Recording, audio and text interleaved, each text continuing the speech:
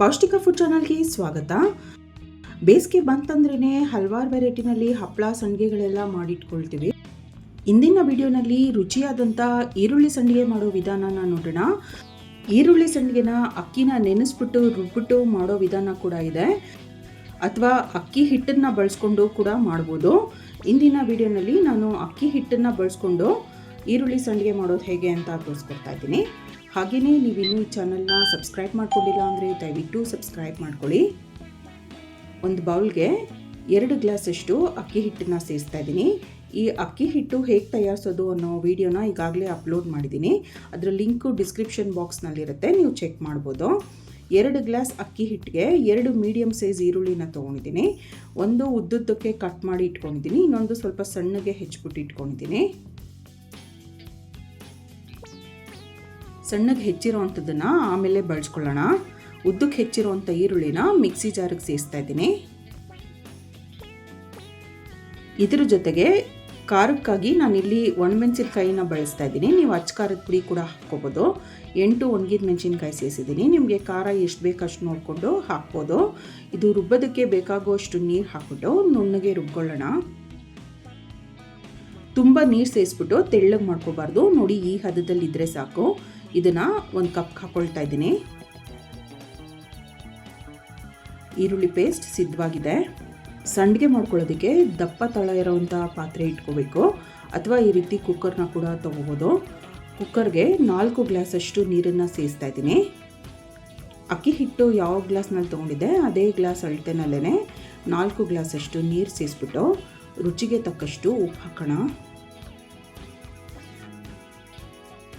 ಅರ್ಧ ಚಮಚ ಹಪ್ಪಳದ ಖಾರ ಸೇರಿಸ್ತಾ ಇದ್ದೀನಿ.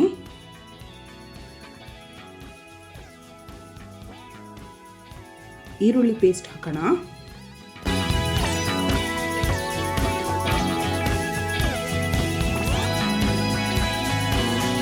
ಇದನ್ನು ಚೆನ್ನಾಗಿ ಮಿಕ್ಸ್ ಮಾಡಿಬಿಟ್ಟು ಕುದಿ ಬರೋದಕ್ಕೆ ಬಿಡೋಣ.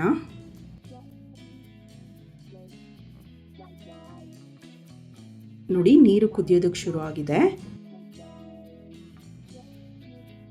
ಫ್ಲೇಮ್ನ ಕಡಿಮೆ ಮಾಡಿಬಿಟ್ಟು ಆವಾಗಲೇ ಅಕ್ಕಿ ಹಿಟ್ಟು 1 ಬೌಲಿಗೆ ಸೇರಿಸಿದ್ವಲ್ಲ, 2 ಗ್ಲಾಸಷ್ಟು ಅಕ್ಕಿ ಹಿಟ್ಟು, ಆ ಅಕ್ಕಿ ಹಿಟ್ಟಿಗೆ 4 ಗ್ಲಾಸಷ್ಟು ನೀರು ಹಾಕ್ಬಿಟ್ಟು ಚೆನ್ನಾಗಿ ಮಿಕ್ಸ್ ಮಾಡಬೇಕು.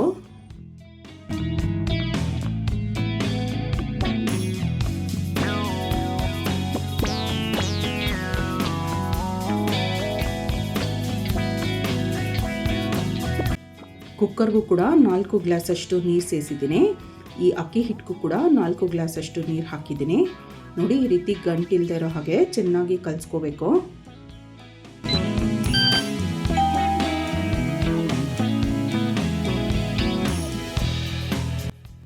ಇದಿವಾಗ ಅಕ್ಕಿ ಹಿಟ್ಟನ್ನು ಕುದಿತಾ ಇರೋವಂಥ ನೀರಿಗೆ ಸೇರಿಸ್ತಾ ಚೆನ್ನಾಗಿ ತಿರುಗಿಸ್ಬೇಕು.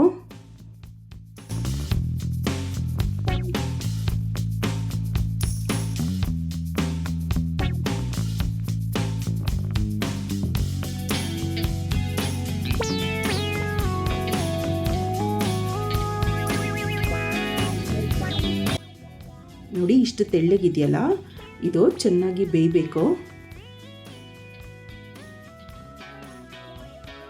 ಲೋ ಫ್ಲೇಮ್ನಲ್ಲೇ ಚೆನ್ನಾಗಿ ಬೇಯೋದಕ್ಕೆ ಬಿಡಬೇಕು. ಅಕ್ಕಿ ಹಿಟ್ಟು ಅರ್ಧದಷ್ಟು ಬೆಂದಿದೆ. ಈ ಹಂತದಲ್ಲಿ 1 ಈರುಳ್ಳಿನ ಸಣ್ಣದಾಗಿ ಹೆಚ್ಚಿಬಿಟ್ಟಿಟ್ಟಿದ್ನಲ್ಲ, ಈರುಳ್ಳಿನ ಸೇರಿಸ್ತಾ ಇದ್ದೀನಿ. ನೋಡಿ, ಇದಿನ್ನೂ ತೆಳ್ಳಗಿದೆ, ಇದನ್ನ ಗಟ್ಟಿ ಆಗಬೇಕು ಅಕ್ಕಿ ಹಿಟ್ಟು.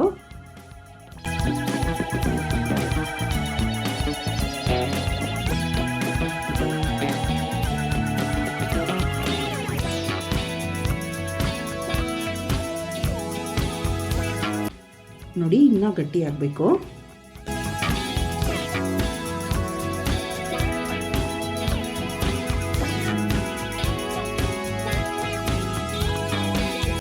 ನೋಡಿ, ಸುಮಾರು ಹೊತ್ತಿಂದ ಬೆಂದಿದೆ.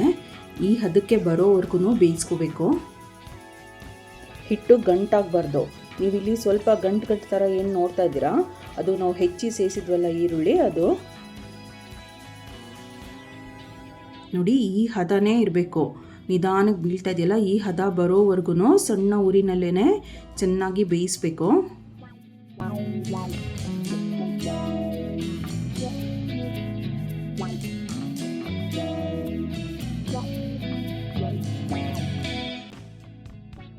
ಇವಾಗ ಸ್ಟವ್ ಆಫ್ ಮಾಡಿಬಿಡೋಣ. ತುಂಬ ಬಿಸಿ ಇರುತ್ತೆ, ಇದನ್ನು ಇವಾಗಲೇ ಹಾಕೋದಕ್ಕಾಗೋದಿಲ್ಲ.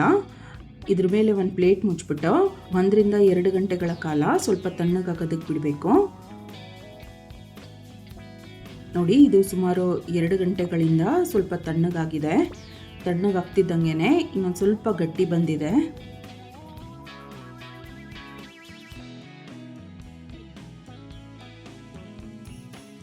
ಇದು ಕರೆಕ್ಟಾದಂಥ ಹದದಲ್ಲಿದೆ. ಈ ರೀತಿ ಸ್ವಲ್ಪ ಸ್ವಲ್ಪನೇ ಹಿಟ್ಟು ತಗೊಂಡು ಒಂದು ಒದ್ದೆ ಕಾಟನ್ ಬಟ್ಟೆ ಮೇಲೆ ಅಥವಾ ಈ ರೀತಿ ಒಂದು ಪ್ಲಾಸ್ಟಿಕ್ ಶೀಟ್ ಮೇಲೆ ಹಾಕೋಬೇಕು.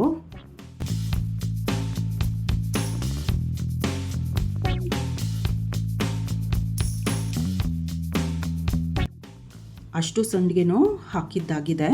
ಇದನ್ನು ಚೆನ್ನಾಗಿ ಬಿಸಿಲಲ್ಲಿ ಒಣಗಿಸ್ಬೇಕು. ಇದು ಒಣಗೋದಕ್ಕೆ 2 ರಿಂದ 3 ದಿನಗಳಾದರೂ ಬೇಕು. ನೋಡಿ, ಇದು 2ನೇ ದಿನ.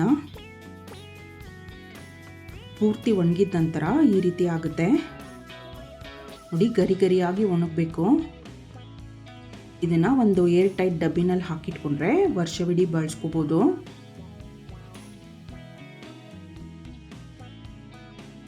ಸಂಡಿಗೆ ಕರಿಯೋದಕ್ಕೆ ಒಂದು ಸ್ವಲ್ಪ ಎಣ್ಣೆನ ಬಿಸಿಗಿಟ್ಟಿದ್ದೀನಿ. ಕಾದ ಎಣ್ಣೆಗೆ ಒಂದು ಸ್ವಲ್ಪ ಸಂಡಿಗೆ ಹಾಕೋಣ. ಮೀಡಿಯಮ್ ಹಿಟ್ಟಲ್ಲೇ ಫ್ರೈ ಮಾಡಬೇಕು. ನೋಡಿ, ಎಷ್ಟು ಚೆನ್ನಾಗಿ ಅರಳ್ತಾ ಇದೆ.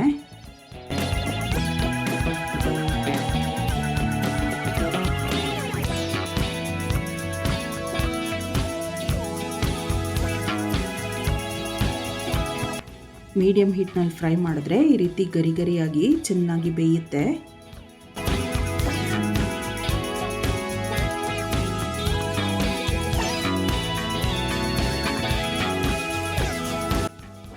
ನೋಡಿ, ಎಲ್ಲ ಸಂಡಿಗೆನೂ ಎಷ್ಟು ಚೆನ್ನಾಗಿ ಅರಳ್ತಾ ಇದೆ.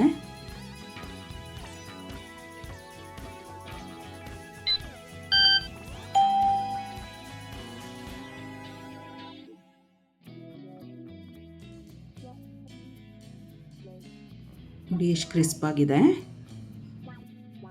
ಈ ಗರಿ ಗರಿ ಈರುಳ್ಳಿ ಸಂಡಿಗೆನ ಮಾಡಿ ನೀವು ರುಚಿ ನೋಡಿ.